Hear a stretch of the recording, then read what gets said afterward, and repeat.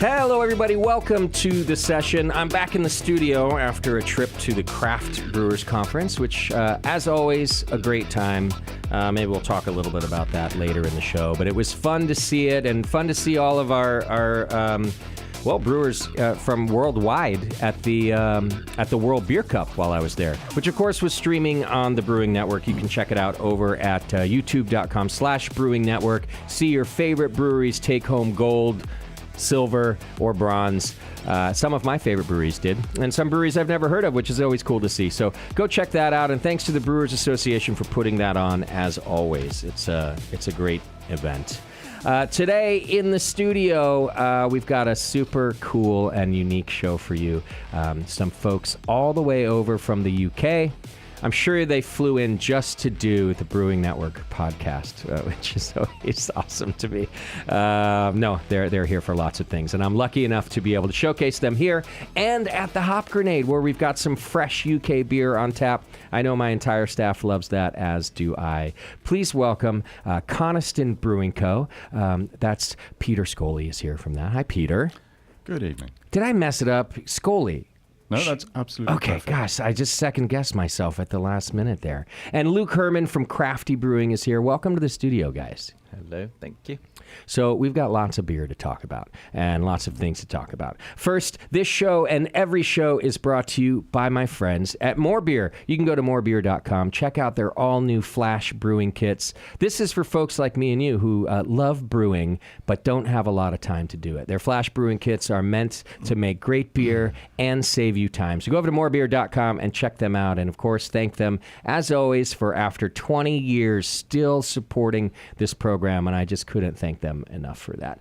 All right. Also, we've still got shows going on all the time here at the Brewing Network. Brew Strong is still going, Dr. Homebrew, and our latest podcast, we did it, a few months ago, but if you haven't gone over and checked it out, the Battleships to Beer podcast, which is the story of Mare Island Brewing and a lot about actually the history of Mare Island right here in Northern California. So go check that out. It's pretty interesting stuff. And thanks to all of our sponsors, including Blickman Engineering, Beersmith, the 21st Amendment Brewing Company, Grog Tag, and you can also support us by clicking the Amazon links on our homepage, and that way you do all your normal shopping. You don't have to do anything else, and it helps us help you. So thanks to all of you for all of your support over the years. We just couldn't be happier. And with that out of the way, I get to talk about beer now for the next hour or so. And of course, we'll start with the beer that's in my glass, which is Bluebird Bitter. Peter, can you tell us about this beer? Just give me a second to remind myself. There you go. Smart move. You always got to take a sip. I'm sure it's not your third sip of your career. Never tried that beer before. Never ever. Yeah, tell us about the beer. Okay, Bluebird Bitter. Champion beer of Britain, way back in 1998. Okay. Yeah, devised by Ian Bradley, who is still the owner and head brewer at Coniston Brewery. Okay. Up in the Lake District in Cumbria in England. Is Coniston, is this considered like rural out in Coniston? Coniston's a little village on the edge of Lake Coniston. Okay. Surrounded by mountains. Nice. Great place. Lovely place. And if you ever get the opportunity, a really nice pub to stay at. Heck yeah. The Black Bull Inn. Okay. Of Coniston. I think I read the Black Bull, the Coniston Brewery is literally behind that inn. It is indeed. Okay, yeah, nice. Right behind the pub. Beautiful. Yeah. Okay. So, Bluebird Bitter, as traditional as you can get, really. Yeah. The times change, beers change, beer styles change. This hasn't. I can speak from personal experience of having been brewing this for a long time, since 1998. Okay.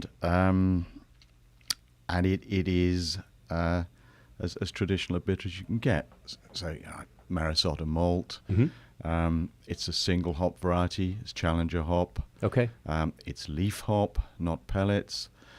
It's brewed at traditional shallow fermentation with old style English yeast strain. Perfect. Everything about it is, old style. It's exactly how I want it to be. Mm-hmm.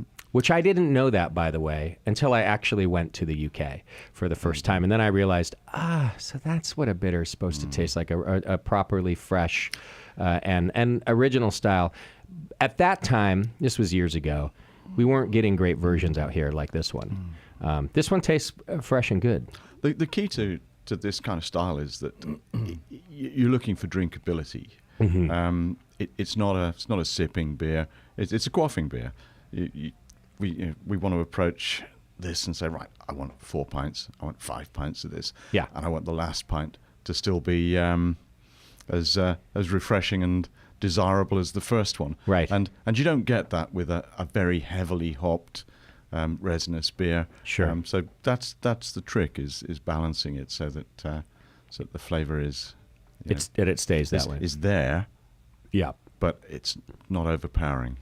And if we can just briefly even just talk about, you say it hasn't changed, right? And I believe that. I would not argue about that. Not that I've had the 1998 version, but it's an agricultural product, so things change. Yet so in other words, you have to really strive to keep it the same, I guess is what I mean. Yeah, I mean, I guess you know the story. I ran Ridgeway Brewery.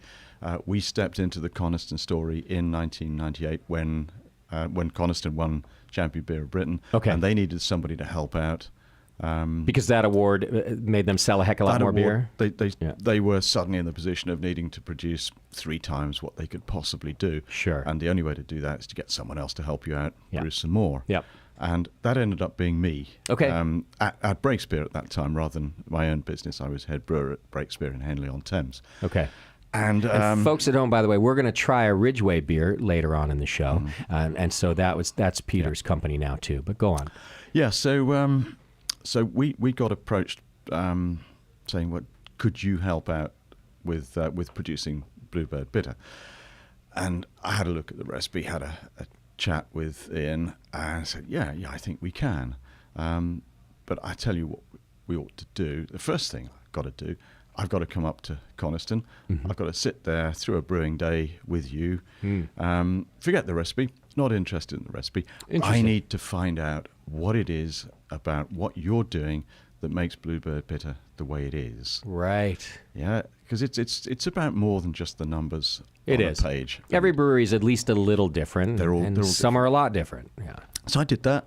Came away thinking, yeah, we can do this, despite being 300 miles apart. Yeah.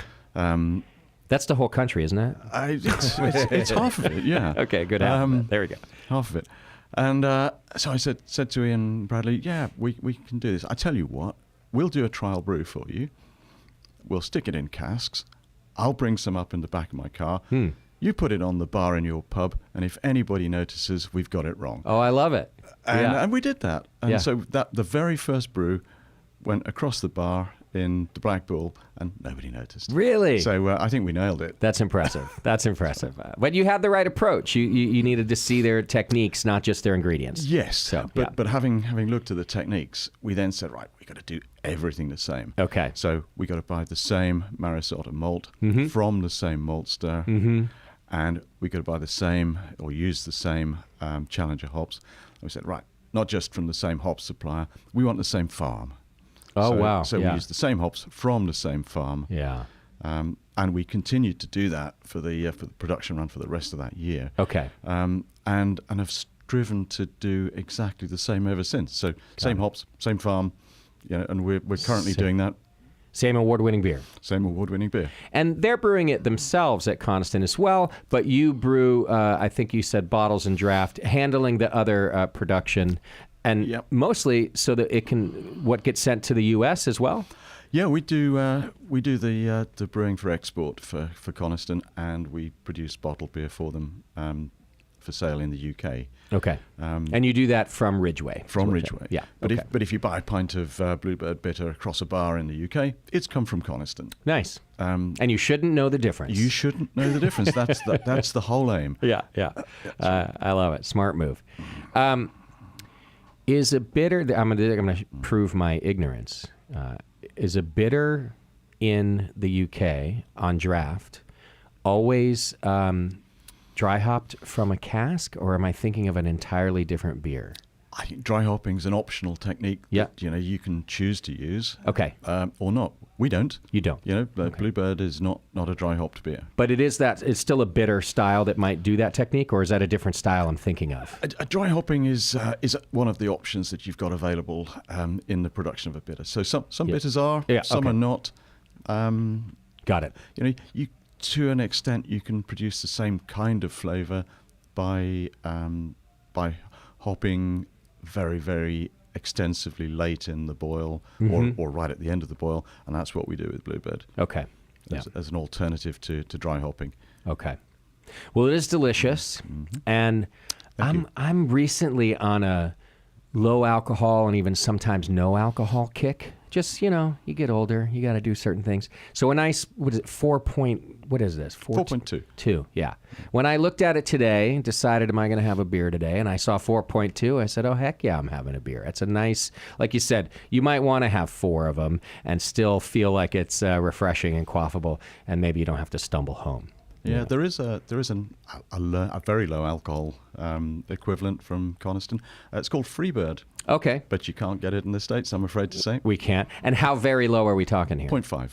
Okay. And that's what we have. When we say, what would the term for that style of beer? You would just call that very low alcohol? You wouldn't call that non-alcohol?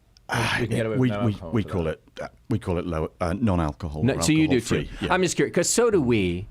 But it's somewhat confusing, isn't it, that way? But I've been told by brewers that like that amount of alcohol, 0.5, is like what you might find in a piece of fruit. A banana.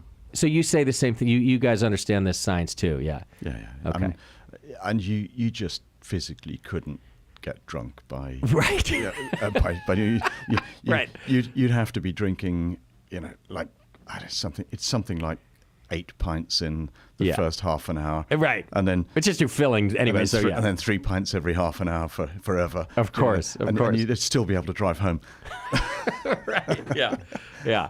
It's good to know, because if you're on the no alcohol kick, I think there has to be this education still that it's like, well, no, it really is practically, you consume this on other, your toothpaste probably has more than 0.5 in it, so. May well.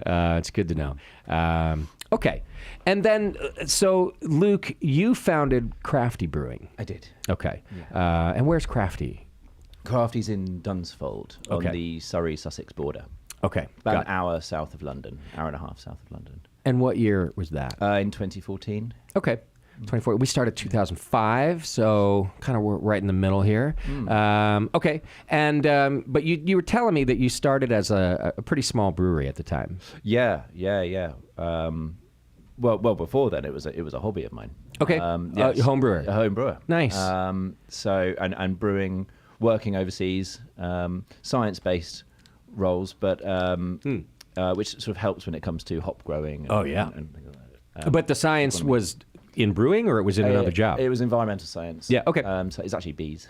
Nice. Where it was, but it was good fun. Took me around the world, but always brewing, and then project-based. Yeah. Which is fine for a time. Okay. But when my girlfriend at the time, now wife, sort of said, maybe we should put down some roots. My friend was running the London Marathon. Okay. Asked for a couple of beers, knowing that I sort of homebrew. And then that night I got 5 orders, 2 pubs and 3 shops. Wow. I thought, maybe I could sell some beer. That was encouraging, yeah. Yes, handy. So then my another friend had a sort of small business on an industrial estate, and a lorry body sitting there, like a storage container. Okay. And needed rid of it. I bought it for 20 quid. Okay. And then brought it home, dropped it down, and that was the first brewery. That was Crafty's first home, 100-litre kit. 100 litre, 100 litres. Okay. We were very lucky because where we're based is near Dunsfold Aerodrome, where they used to film Top Gear.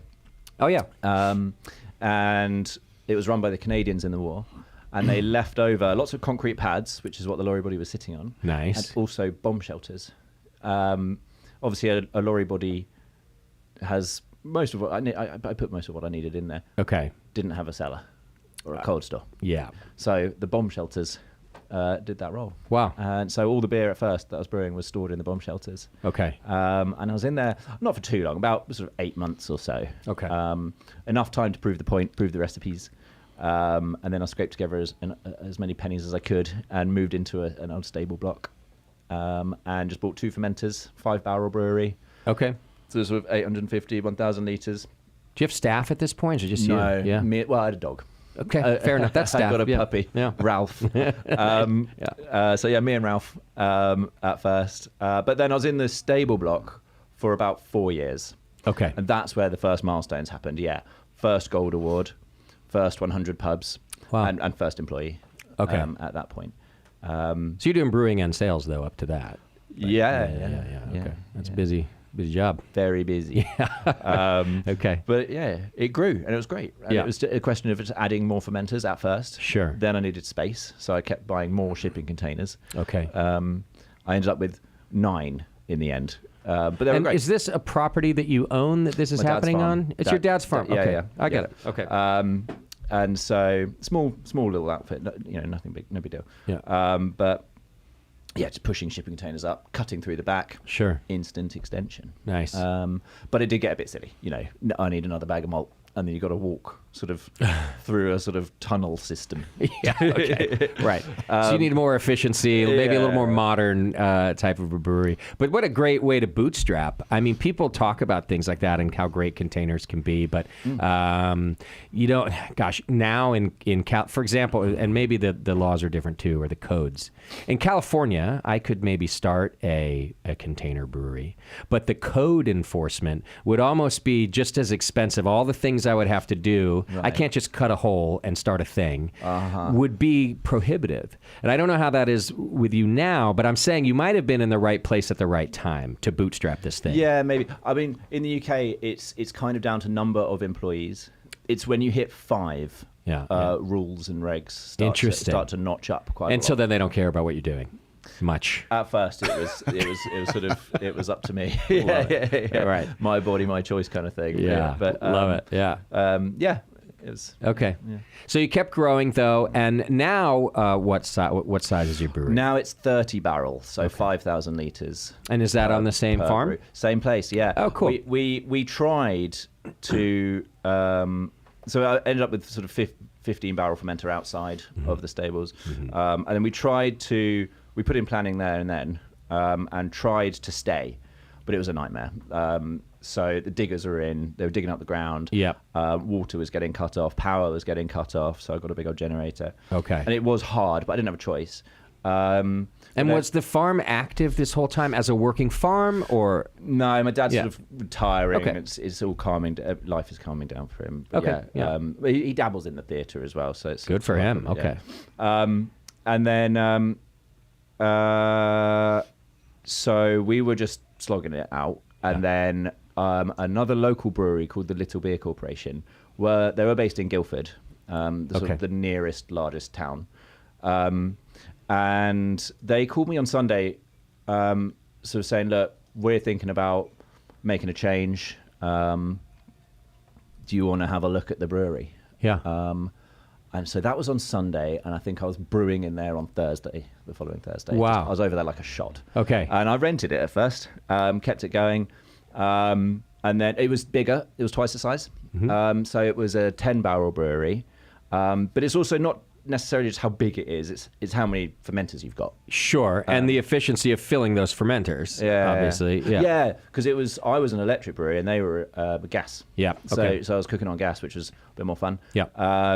And they had four sort of size to the brewery fermenters, and then 3 double size, so 3 20 barrels. So that was really good fun. And so it meant I could get out of Thatched House, where the brewery is based, the farm. Yeah. Brew in Guildford. So that was fun. Yeah. Actually, yeah. Commuting with Ralph. Brewing, to a town. fermenting there too. It's not like you're taking wort back to the farm. No. Yeah. Okay. No, we were brewing in Guildford, Yeah. and so it was fun being sort of city based for a bit. Yeah. And I was lucky that it was on an industrial estate, but it was like kind of the end of a spur, so Ralph could still run around. I didn't have to worry about it too much. Nice. Get brewing. Met a guy called Paul, who was their head brewer. We worked there, and we were there for about a year. Okay. While we put big barns up back at the farm. I see. And the plan was to move that equipment, the 10-barrel brewery, back home. Okay. That was the plan all the way up until sort of the 11th hour, really. the trouble was, we then outgrew that plant. I see. That was the bother. Yeah. And so hunting around, and there was a pub company that was thinking about focusing on its pubs and letting go of the brewery that's been. It had a brewery as well, you see. It was like And what year is this? Just trying to think of the industry. 2018, 2019, something like that. Okay, so it's still a pretty good growth 2018, phase actually. for No, most. it's 2018, but, okay. Yeah, it was good. And they had a bigger pub, or a bigger brew system, right? They had a bigger boat, exactly. So they had a 30 barrel. Okay. Which is much bigger. Yeah. It's 5,000 litres at a time, sort of 5,000 to 6,000 litres per brew. And I was like, okay, that's the one. There you go. That's our forever home. You thought this was it. Yeah. We've got this. That's it. Okay. So, and it was good. It was really good. Yeah. Few more staff, great guys, good equipment. Yeah, really good equipment. And better sort of packaging machinery and things like that. So it really was an upgrade. And it was fine for a long time. So and back at so now the farm's done, the warehouses are done, and this we moved this big brewery there. Okay, and it's going great. Yeah. Okay. Yeah. Now, just quickly skip over COVID. Yeah, I mean, we might as well. Everyone know. I mean, actually, everyone's story is unique, but we also know we went online. You know, that was how we did COVID. We were online. Okay. After that, so we're now talking last year. Reached kind of a point where I did sort of invent a new thing. We got a Business Innovation Award the year before last from SIBA, which I think is like your Brewers Association. So we got Business Innovation Award for something we call custom beer. So it's on our website. You can kind of design your own label, basically, and it all happens back at our place. We're brewing beer, we're canning beer, we're labeling beer all the time. We're printing labels back at base. So it's kind of like Moonpig for beer, if you like. Okay. So but it's literally a label. When you say label, you don't mean the whole beer. Yeah. We can do a whole beer if you like, but no, I'm talking about the label really. Okay. Yeah. But it's fun. People order it for stag do's, weddings. You know, it's fun. Nice. And so I think we got the Innovation Award for the website. I see. The how because we built it from code. Yeah. Nice. Which was a whole learning curve. Yeah. Now you didn't have Chat GPT to write that. This is it. Okay.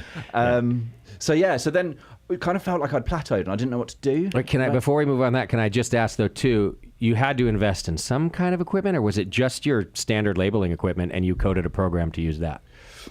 We built the code. Yeah. But you already had the labeling equipment at the brewery. We were already labeling, doing That's everything for ourselves. Yeah. Yeah. Okay. And it was a question of, well, other people could have a beer. Yeah. It's our beer, but weddings. We've done loads of weddings. Yeah, okay, cool. And then for companies doing like trade shows, I want to give it away. People bin off a business card so quickly.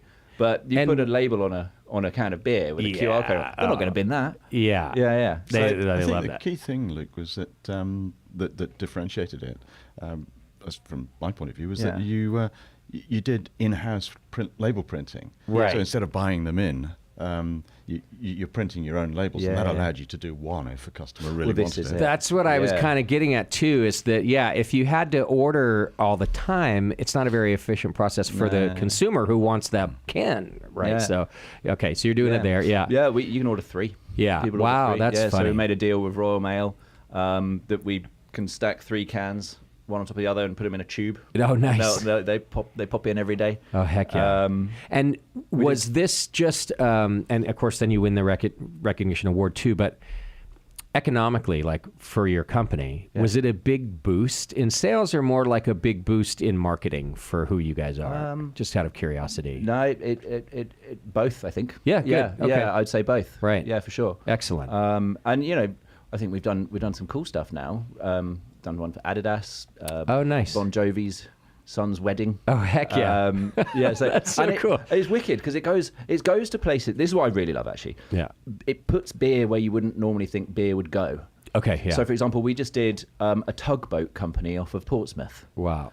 And I never would have thought that Custom Beer would put our beer on a tugboat, right? Sort of saving ships, or pulling them in and out of harbour. That's awesome. That's not. You don't normally think, oh, I'll sell beer there. Yeah. But there it is. It just opened up those things. Yeah. And I quite like that. Okay. Yeah. Cool. So okay, it plateaued. Didn't know what to do next. I was like kind of twiddling my thumbs almost, saying, what now? It's kind of all good. And so there's a very, very, a bit like Peter, another great master brewer, not far away from us, Andy Hepworth. Okay. Also from great brewing heritage and background. And so I called him, basically, and I just said, what now? Yeah. What do I do? And he was just lovely and chatted to me. We spoke for about an hour and a half. Okay. And he said, well, I think you should meet Peter, because he's got a great brand, great beers, great personality, outlook on life, and thinking about retiring. Okay. Well, there we go. There we go. Now we're getting to the bottom of it. then. Yeah. Yeah. That's right. So the idea being, not just buy a brewery, but you're buying a brand that's been around, but it does increase your production capacity immediately. Okay. So you met him, and then I think you guys this only just recently happened. It's very recent. Yeah. It was, I think the first phone call was last November, Okay. I think. Yes, would be. Yeah. So lots of chatting. Yeah. As you can imagine. Ridgeway Brewery, thankfully, is actually only 20 minutes Yeah. from my home. Okay. So I can sort of sit on the driveway in the morning and think So left even or better. right. Oh, that's even- It's 20 minutes to Crafty or 20 minutes to Ridgeway, depending on which way. It was my next question. That's great. Yeah. Yeah. And had you known Really about cool. Ridgeway too? No. Yeah. Okay. No, this is the cool thing. Yeah. So actually, the brewery of Ridgeway is bigger. So sort of a full brew is 8,000 litres, 50-barrel brewery. But, and sort of business-wise, turnover, whatever, it's the same size. Okay. As Crafty. But what was really cool was, even though we're very close, I think we shared 2 customers. Interesting. That was it. Yeah. Okay. Of all the similarities and everything, just that tiny overlap, which was really cool. Okay. So you find out that you're a good fit, and Peter, I have a question for you, and it's going to sound dumb at first. So let me explain. But were you too picky about who might buy your brewery? And in other words, did you just need to cash out, and you're like, yeah, just let's get rid of this thing, or is it like it's kind of your legacy, right? So did it matter who? It matters a lot. Yeah. Because it matters to me, because you think, well, I want everything done properly. Yeah. I haven't spent a lot of time and effort in creating things that I think are good. Yeah. Maybe other people think they might be all right as well. Simply to just close the doors. The brewing trade in the UK is not great in recent times, and I've seen a lot of my friends be forced to do that. Just close the doors. Yeah. Sell the plant off. Walk away. And it's so sad, and you don't want that to happen. But at the same time, you don't want to pass it on to somebody you think is going to trash it. Of course. And that's been absolutely delightful to discover that Luke's got the right attitude. Yeah. Wants to do the same sort of things. And of course, that's what I'm asking without asking you Yeah. directly. Do you even like Luke? No. I mean, I think you don't know whether you like somebody till you've got drunk with them. There you go. And we've Yeah. done that a few times now. Okay. Yeah. That's great. And of course, you not just the personality, but you had to respect his beer, I would assume. Otherwise, there's no way he can make yours. Yeah, well, that's the thing. That's a good point. These 2 breweries are similar but different. That none of the beers are even close to each other. Right. Okay. But the philosophies behind what we're doing are very, very similar. It's all about sort of honesty of what you're trying to achieve. Yeah. And so the situation we've got at the moment is that the 2 operations, the 2 breweries, 2 product lines are going forwards in parallel. Love it. So So keeping the brand, keeping both brands. Yeah. Keeping both brands. Nothing's Great. disappearing. And it doesn't need to. Right. We were concerned initially that that the overlap would mean you'd have to do some rationalization. But in fact, as Luke said, we discovered we almost have no customers in common. Yeah. We've okay. been focusing on bottled beers and the export trade. Luke had been developing what essentially was a local brewery business, serving local pubs and local retailers. Sure. And there was no overlap. It's extraordinary. Perfect. Okay, so here's a question that's not even beer related. It's what I ask every person I meet who is close to retirement, and it's because I'm very jealous. I've been wanting to retire since I'm like 35. Are you really going to retire, or are you're gonna still be around the brewery doing more and more just because you can't? I haven't found out yet because I'm still working for him. Fair enough. I mean, there's a transition period, obviously, but is the plan to go fishing, or I don't know what you do? What do I do? Hunting. What's the plan? I've been trying hard to play more golf. There we go. Okay, nice. But, with limited success. I don't want to give up, the connections to the and that's what I mean too. Yeah. Absolutely no intention of doing that. Okay. Why would you? Yeah. It's not like it's not like let's say selling plumbing materials. Yeah. Plumbers don't have conferences where they go and get drunk together and share each other's secrets and solve each other's problems. It just doesn't happen in other trades. Right. So it's a wonderful business that we're in. Yeah, it's a lovely it's a lovely business, and so I see what you mean, but you still have to start thinking of an exit strategy, and it sounds like you found it. Yeah, so, sure. Yeah. Okay. Work a bit less, do a bit more. My other big hobby is motorbikes. So all right, building or riding? Both. A little bit of both. Both rebuilding. Nice. Trashing. Okay. Riding. My wife and I we're gonna go off to Scotland in June. Oh heck tour, yeah! Tour around Scotland on bikes. Okay. And we'll just follow the weather. There we go. That's the plan. And hope that Luke doesn't have too many questions to call you while you're. I've got a phone. Yeah, I can choose to answer it or not. Yeah, there we go. I love it. Okay. Well, why don't we do this? We're going to take a quick break. For one, because I'm going to get another Bluebird, but we've got another beer to try too.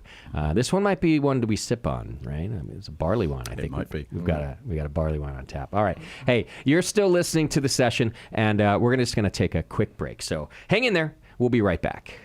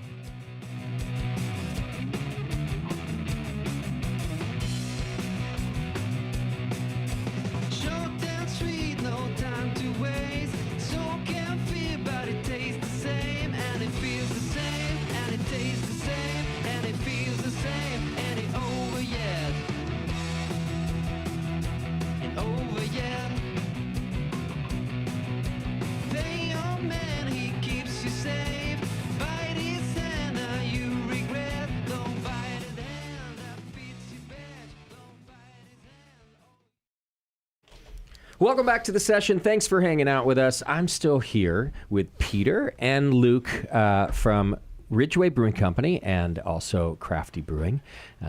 We were just drinking Coniston Bluebird, which I got another pint of because delicious and, like I said, nice and low alcohol, tasting fresh. It is available here at the Hop Grenade and probably will be for several days. So if you're one of my local listeners, come on down and try it. I highly encourage you to do so. We don't get this all the time, but I hope we do get more of it. And soon to get some Crafty Brewing, too.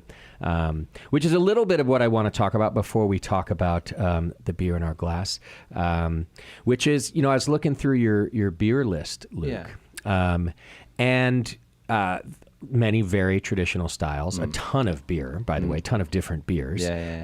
But you do also dabble in some of the American styles, too. We do. Like, in particular, it looks like you're kind of into session IPAs. Mm-hmm. That's right. Yeah. A little bit of lower alcohol IPA. This is right. Yeah. And as Peter said, one of our main focuses is sort of local or regional, I suppose, pub market. And in the UK, it's not common to go above sort of 5.5%. Okay, yeah. On the bar. A lot of destination pubs. And most cask ales are sort of in that realm. Sure. Of sort of 3.5 to 5.5. Okay. So that's kind of been our playing field. Yeah. And so that, and it kind of suits the sort of session. So it allows you to do the operative word, kind of some of the stylistic things of like an American IPA, but keeping it lower alcohol, like a session. That's right. Yeah. I like to hear that can be popular there because here, not that they're not popular, by the way. Session IPAs can be, but they're a little. What's the word I'm looking for? They're kind of people will sort of fight over like, oh, that's just a dumb style. Either make a pale ale or make an IPA. Yeah, that's kind of what we get here. Controversial, I guess, is the word I'm looking for. And not everybody feels that way, but it can be controversial. Like, come on, give me a pale ale or give me an IPA, because a session can, at least ABV wise, sort of fall in the middle there. That's right. But there are stylistic differences from a pale ale to a session IPA. Yeah. Would you say? Yeah. Okay. Yeah. Definitely. Yeah. Because we've got, our crafty one, our pale ale, is we don't dry hop it. We use the same yeast. It's a nice, fresh, quaffable sort of session beer. Okay. And then when we're bringing in the sort of the IPA word, I suppose, we might look at the yeast. We might look at dry hopping. We might look at the malt bill. Might be slightly more complicated if we're going to have play around a bit more with hops. Got it. Yeah. I also think I saw a hazy pale ale on your list. Yeah, Distant Horizon. What do you think about that beer? It's decent. Style, I should say. I'm sure you like the beer. Yeah. The beer, yeah. Other people like the beer too. Good. It keeps winning awards, which is nice. Oh, nice. Is hazy big there in the UK, I mean? Yeah, it's growing, definitely. Yeah, no, it is. I mean, British beer is not like historically crystal clear anyway, is it? Well, okay, that's school me. That's a big question. I mean, if you've got a cask ale, a cask ale is fined, and so it should drop bright. Okay, and the notion in Britain that hazy beer, this beer in my glass is hazy. Yeah, the notion in Britain that hazy beer is bad was fundamentally driven by the fact that if you had a cask ale from an English temperature cellar and it was hazy, then it was either off or it hadn't been allowed to settle yet. Okay. So it should be bright. Now, if you put that same cask beer in an American cellar, like the one here at the Hop Grenade, then the lower temperature in the American cellar will drive that English cask ale hazy, inevitably. Yeah. Interesting, Okay. And so it's not a question of good or bad. It's a question of where. Okay. By the way, I ask this question semi-often about different regions. It's one of the best answers I've ever gotten. It's a question about where. I love that. Okay. Yeah. Now, of course, the hazy style, like a hazy pale ale, is quite intentional and a different type of haze, right? Yeah. You're not just keeping things in solution that we would normally fine out. You're keeping things you really want in solution. right? Yeah. My understanding, anyway. Yep. At least the good ones I've tasted are supposed to be that way. If it's just yeast, I'm not very happy with that. No, same. Yeah. Yeah, no, it's intentional Okay. protein. Yeah, and biotransformation of hops as well helps character last longer. Yeah. But okay, what about some of your clear beers? I'm curious. Are you just fining, filtering? What is your purpose or method there? Well, no, they would drop bright naturally anyway. Naturally, okay. Yep. Given time, but then of course you're dealing with sort of how tall are your tanks, how much time have you got, what's your throughput of your brewery? Yeah. But like I saw you do some pilsners too. Yeah. Would you fine those only, or also filter? Yeah, we do both with those. Yeah, okay. Yeah. We do give our Pilsner a lot of time. There you go. Smart. A lot of time. In fact, we had to buy... we bought a tank. It's the biggest tank I think I've ever bought. It was 20,000 litres. Oh. A whopper. Yeah. For us. And, lying on the ground, you can walk inside it, and Yeah. it's blimming massive. And getting it in the brewery was a whole job on its own. I bet. I was really impressed with the guys who brought that in. They had millimeter tolerances. Wow. I was standing on the office stairs, kind of pushing it away from the banisters. So it was a whopper for us, and they had to take the legs off, erect it, and then put the legs back on. But just to put things into scale. Yeah. Yeah. We have to get a lift to the top of this thing to put the yeast in. But we go up with, we can sort of hug the yeast, as it were. There we go. Yeah. Not a huge amount. Okay. Put it in perspective. This was Heineken's old yeast brink. Wow. Okay. Just their yeast brink. Just their Amazing. yeast brink. Yeah. But that that already sounds massive anyway. Yeah. And the lorry body that I was talking to you about. Yeah. First brewery. Yeah. It would have fitted inside this tank. Wow. Which I hadn't thought about until Angus, our electrician, sort of said that. I was like, that's quite cool. Right. So that's what we put our Pilsners in, because the Pilsner was popular. Yeah. It's very good. Arctic Fox. Again, lots of awards, great taste awards, etc. And this is from Crafty, folks at home, in case I confused anyone. Yeah. So we make a lot of it. And what we found was that because we give it time and the right temperatures, etc., it was tying up half the brewery.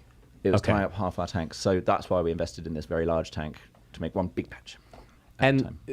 So just so you have the volume, it's not that a large tank is going to clear up faster. You just need a larger volume. No, but it puts it in perspective as well, because then it's got many more meters to drop. The yeast has so many more meters to fall. Yeah. So it actually might go slower to clear up, is what you're saying. Exactly. Yeah. But you then still are filtering. Yeah. Okay. We'll filter that one. Got it. All right. That makes sense. Okay. And then... well, let's jump into the beer, and then we'll come back, because I want to talk. Being on a farm, you are also into sustainability. I was reading that about Crafty, and I want to talk about that. But first, the beer that's in our glass, and this is a Ridgeway beer from Peter. It is. What's it called? It's Criminally Bad Elf. The Criminally Bad Elf. There we go. All right, and tell us about the beer. I've already said, of course, it's a barley wine, but give us what do you think of it? Okay. Flavor and such. Right.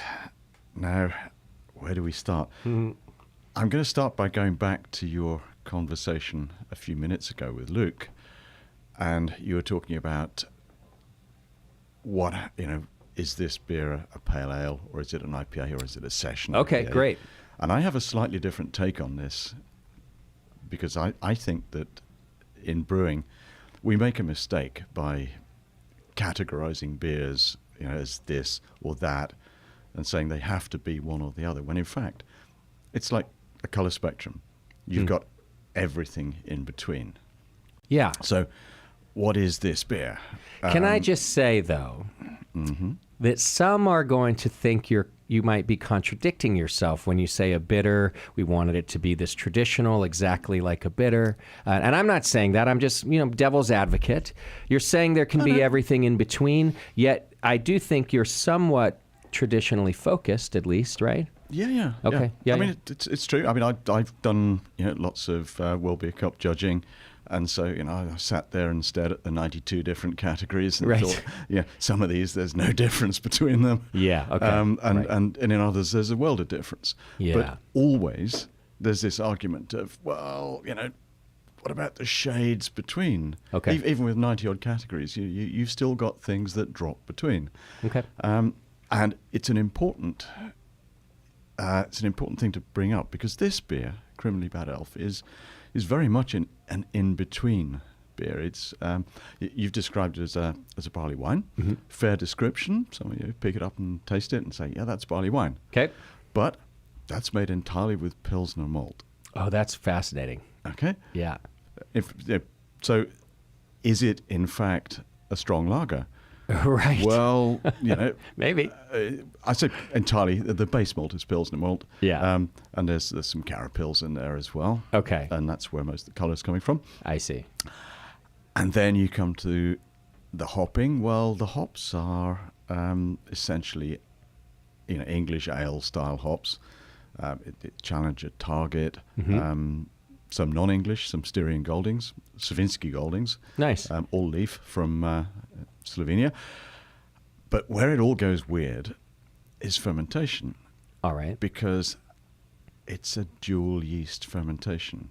This is pitched with Weihenstephan lager yeast and the old Breakspear ale yeast simultaneously.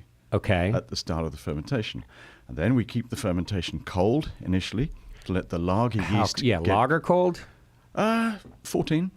Okay, yeah. So, not German lager cold, but, but colder than by ale most standards. cold. Yeah. Ale yeast is going to sit and laugh at you at 14 degrees. It's not going to do very much. Right. So we start the fermentation off at that, and so lager yeast gets going. And as it does, we bring the temperature up so that the ale yeast takes over. So what you've got is a beer that's got some characteristics of a lager from the yeast, and it's got quite a lot of ale-y characteristics. But it isn't the full-blown, the full-blown deal that you would get if you just used the old Breakspear yeast, which is what we use. Okay. For the ales. So it's Yeah. It's weird and wonderful. It is. And I see what you're saying. It's not just, so when you know that, if you go back and taste it, you think, okay, well, do I reevaluate what I've got here? Right. Because it isn't full of esters. Because that's my intention in this beer, was to try and restrict the ester content so that it wasn't over the top in a strong barley wine. Keep it clean. But at the same time, I didn't want to use a totally neutral yeast. I see. So we use both. Because you got to have some if you're going to. Yeah, you absolutely. You want some esters. Were you looking for any sulfur components from the lager, or just like the clean, Not really. dryness of a lager yeast? No, and then we'll condition it like a lager. Yeah. Okay. Keep it a few weeks so that everything sort of gets cleared up and clean it all cleaned out. away. Yeah. Okay. And it's delicious. I could have had a pint, by the way. It's very good. It's very drinkable because still can. Yeah. Yeah. I mean, you've nailed it there. In that, the aim is to produce a strong beer that's drinkable. Yeah. Which is it's not that easy, actually. Yeah. No, it's not. And it's nice to see now. I like everything that you're saying about it. To talk about the in-betweenness, because if I see a barley wine on the menu, I'm very not likely to order it. But if someone gave me this and said, "Well, I hear you, but you really ought to try this one," I'd have gone, "Okay, I'll take a pint." Thank you. Because of its in-betweenness. You know? That's right. Yeah, that's very nice. That's very nice. And is this a standard of yours, brewed year round, or no? Okay. No, it's a Christmas beer. Oh, nice. So this is this will be last Christmas's now. Yeah. But because barley wine strength, it keeps. This would be perfectly good next Christmas. Sure. 6 months old. It's a baby. So it does age perfectly well. Yeah. And most barley wines should, but do you think that the lager yeast assists in that aging? I think it makes absolutely no difference. Yeah. Okay. Right. The yeast strain, I don't believe will affect the keeping qualities at all. Right. How many Christmases have you been making it? I think we would have kicked this off in 2005. Okay. First time round. Right. As old as my company then. Yeah. So have you tasted an 05 edition recently? Like, do you have a library at all of these? I don't keep barley wine. That you don't. The only beer that I keep of ours that I've got old editions of is the Imperial Russian Stout. Okay. 10%, and I've got those going back till 2011, I think, was the first one we produced. Okay, got it. And they're great still. Yeah. Because that style of beer, that really does keep a long time. Sure. Barley wine, 3 years. Okay. Yeah, that's good to know. I've had a lot of barley wine where people go, "Oh, you ought to try this." It's 10 years old or something, and I'm like, "All right." No, if you've got a 10-year-old Thomas Hardy, I'd just run away. Oh, one of the okay. So obviously, yeah, not obviously. At all. I'm not knocking Thomas Hardy. No, which is a very nice beer. and you wouldn't. One of the so very early in my career, I believe you guys went to the bar. The Toronado in San Francisco had a very famous. It's called the Toronado Barley Wine Festival, and it's probably the first place I had a Hardy, and it was old, and someone gave it to me, and they told me how good it was. And I tasted it, and I guess I agreed because I didn't know what I was talking about. And I was like, yeah, no, because it was different. It had a lot of flavor coming out of it, very basement-y, very, very musty. I did learn, it took me several years when I had a really good barley wine that I was like, yeah, that wasn't good. It just had a great name. It had a great lineage, right? And somebody really cared about the fact that they saved it, which is wonderful. But nah, it wasn't that great of a barley wine.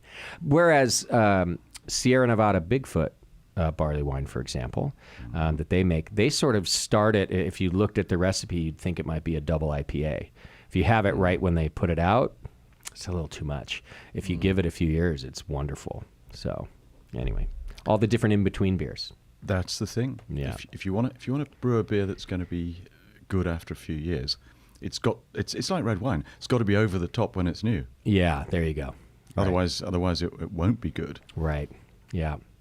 I talked to a sour brewer here once. I won't name names, but he was quite famous for his sour beers, and.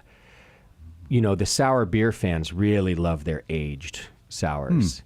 But he thought, he even thought, yes, my beers can be aged and they will be fine. I think they're best right out of the brewery. I was very surprised to hear that from a sour, Belgian style brewer to say, yeah, aged is fine. I don't want to tell people don't do it. But when it leaves the brewery is exactly how I meant it to be. And he thought that a young one was the best shape that it could be in. Yeah, but if it's a Belgian sour, it probably isn't brand new out of the brewery, is it? Right. It's He had already done a couple of years, which is why I didn't say how old they would be. It was right when it leaves the brewery is when he felt it was perfect. Yeah. I just found it interesting, and I had some of his that I aged myself, and but I did start after he told me that. I was like, all right, well, I don't have the space anyway, so I'm going to start drinking it when I buy it from the brewery. I think fresh beer is best in most cases. Right. We do a lot of bottle fermented beers, and that's slightly different in that they're going to get better for a period after bottling. Right. But where's the sweet spot? Well, certainly you want to keep them 3 months. The sweet spot is probably from 3 months old to 9 months. Okay. And then after going downhill again. Yeah. Happens with everything. Right. Somehow I trust you, Peter. I think you know what you're talking about.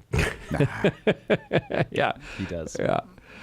All right. Well, we don't have a ton of time left, but I did just want to touch briefly on, because, it's important to everybody and important to me, but just a little bit about your sustainability practices. Now, of course, your brewery's on the farm, so I just make assumptions that stuff matters to you. But you guys really do try to recapture as much as you can. And we do. And it makes sense in more ways than one. So basic things like recapturing the hot water. Sure. For example, Yeah. You're cooling your beer down, you're generating hot water. You might as well recapture that. Use it for the next brew. So back-to-back brewing is great. It's energy efficient, and so that makes a lot of sense. Reduces your energy bill too. What about packaging? Like, what do you consider sustainable packaging? I guess is what I would ask. To me, it goes depends which country you're in a little bit. So that's sort of why I'm asking, because I can hear some people tell me, well, glass is still the most. And then others are like, it's absolutely aluminum. And of course, it's only recent that we're all doing cans anyway. Well, aluminium's different as well because it's lightweight. Yeah, so okay. That's a different factor that it's got against glass. Yeah. Okay. So when you're transporting it, you're using less energy to move it. So, and those cans will always beat the bottles for that. In terms of recyclability, There we go. Yeah. you can recycle a can an infinite number of times, whereas glass 3-4 times. Oh, okay. Interesting. Peter? Peter's I don't pulling know. faces. Well, I don't think that's true. I understand it turns to mush. Glass turns to mush when you try and reuse it again and again and again. Well, the glass bottles that we're currently using are about 65% recycled glass. Okay. So if you're always, yeah. So, and the glass industry just takes back the recycled glass. It doesn't know how many times it's been round. So I don't know how or where the idea that you can only recycle a bottle 3 times comes from, because nobody knows how old the glass is that's being recycled and going round. But the process might know. The process might spit it out. as Yeah, slag. that's sort of what I meant. Don't know. That was what But I we was- also, here's something in the U.S., an issue we're having that most consumers don't know about is that even the aluminum cans that we're using, the labeling on them is making them unrecyclable, except in certain cases.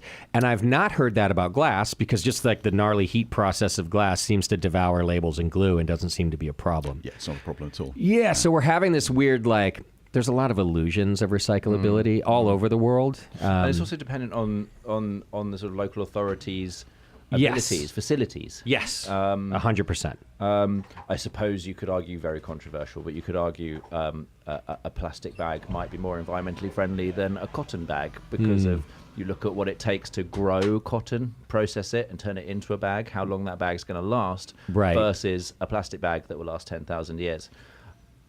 Yeah. Controversial. Yeah, totally. No, I love it. I love this stuff. Yeah, This is great. And I'd go back. I'd say, what Luke said a minute ago is absolutely correct, but it depends where you are. Because if for us in the UK, we don't produce aluminium or even aluminum, so we have to import it. Yeah. From wherever it's been smelted, Norway or wherever it's come from, Canada. Right. And there we go, CO2. And so that's not a very friendly thing. Yeah. And then after we've used the can and we stick it in the bin, we think, aren't we being good? We're recycling that can. Yeah. Well, we're not, because it's got to go back abroad at least 2,000 or 3,000 miles to be reprocessed. Right. And that's not good. Whereas the glass bottles that we're recycling have to go back to Harlow, just north of London. So they're going about 55 miles to be reprocessed. And All of this matters. So in the UK, I think we're far better off using glass. Okay. But if you're in a country that's producing aluminium cans, Yeah. then that's probably different. And I think ideally if the UK had a bottle washing facility, that would be prime. I only know of one bottle washer in operation in a UK brewery anymore, and that's at Harvey's in Lewis. Okay. And they decided a number of years ago that on sustainability grounds they didn't want to use new glass all the time. Yeah. But the only reason they can do it is they only send their bottles out to their own pubs, so they Right. can guarantee to get That's them the back thing. again. That's the thing. You need the infrastructure in place for people to be able to return these bottles. There's no point if people are just going to smash them up or bin them. That's right. We don't get them back. So it's infrastructure as well as the facilities. So I couldn't. In fact, we could do whole shows on this. It's sort of a passion topic of mine. But I Yeah. love that you guys are actually. We don't always dive into these. It obviously makes the conversation in depth, but it's true because of all of these factors. I'll just go ahead. Yeah. No, A good friend of mine. He created a show here on the Brewing Network. Jamil Zainasheff is his name, and he founded Heretic Brewing Company. And he chose his location because it was next to the Budweiser facility, just across over here in Fairfield. And I was like, well, what the heck does that have to do with it? Because you're trying to compete with Budweiser? And he said, no. The resources available for brewing, if they're not already available for Budweiser, then where will they be? And so there was a Ball glass plant already placed in Fairfield just to serve Budweiser, so he could purchase glass very nearby. The water, he knew, must be near perfect because, again, so all of these parameters and standards that a very large brewery like Budweiser would choose, he thought, hey, on my scale, I should order from the neighborhood that they're in. And so to me, in one fell swoop, he kind of answered a lot of these questions that we're doing. Of course, what happens post-consumer is what we're talking about too. But from the brewery standpoint, I was like, man, Jamil, another smart move on your part. So do you know anything at all about the Ridgeway plant and the sustainability plant sharing arrangement that we've got there? Oh no, yeah. No. Tell me this. Right. Yeah. Well, it's the only operation of its kind in the UK, set up by Andy Hepworth, who you mentioned earlier. Andy Hepworth, myself, others, and the situation is you've got several breweries clustered on one site and sharing facilities in order to be more efficient. I see. And more efficient is also more sustainable. Of course. So at the moment, there's 3 operating breweries on that site, including Andy's own plant, our plant, and so you've got one boiler operating more efficiently, supplying steam to all the plants. You've got solar panels on the entire warehousing roof to supply the electricity for the refrigeration system. Brilliant. It's on site. We've got small scale CO2 capture, so we're reusing CO2 wherever we can. It's on site water treatment instead of sending it to the local authority. Everything that you can do that you couldn't easily do for one small brewery, you can for several small breweries which are clustered. Yeah. And it's around one bottling line, one canning line, one warehouse, one guy on a forklift truck. Do you know of this anywhere else? Because in all my years of doing this show, it has never been brought up. No. It's brilliant. I don't know of anywhere else. Yeah. And you can only do it if you've known somebody for a long time. Because there's a heap of trust involved. I was going to say, it's kind of like having a roommate, isn't it? Yeah, it is. In this case, 2 roommates, 3 of you together. Right. So excellent point. Massive amount of trust involved. Yeah. That's great, though. It is good. And it works. It is not often on this podcast that we hear new, especially when it comes to things like sustainability or a brewing process even, that we hear anew. That's wonderful. There you go. Right. Hey, it was worth all of our time, right? Well, listen, guys, that's just about all the time we have. But quiz night is about to start here and it's going to get loud. Oh, no. Even my soundproof room doesn't keep out some of that noise. Are you guys thinking of hanging out and doing some? We've got to, haven't we? Really? All right. There we go. Yeah, we're going to do that. Wonderful. Great beers. We might have to join the same team then. We might have to form a team and Can we see do if that? we can. That's We'll have to see if we can compete against these guys out there. Okay. All right, folks. Well, listen, thanks for listening today. And again, guys, thank you so much for coming out to see us and for getting me beer to try. I so appreciate that. Thank you. Pleasure. Yeah. Thank you. Yeah, you won't believe how often it doesn't happen that we also get to taste the beer on this show. So that's really wonderful. Hey, thanks again to our sponsor, More Beer. Go to morebeer.com and check them out. Also, don't forget about the free desktop trial you can get of the Beersmith brewing software. The pros use it, the homebrewers use it. There's a free web trial version. You can go check it out. It's the best software out there, still actively managed by Brad Smith, who's a great person and a great mind. The Beersmith brewing software also been with us for so long, and we're proud of him and proud of our partnership. So thanks to all of that. And once again, do your Amazon shopping. Support Blickman, the 21st Amendment, always producing great beer. They just won a wonderful award for 21A Lager at the Craft Brewers Conference at the World Beer Cup. So congrats to them. Sully, good job, bud. And, of course, to Grog Tag, where you can get your labels for your homebrew bottles. All right, folks, thanks for hanging out with us. Take care of yourselves and your beer.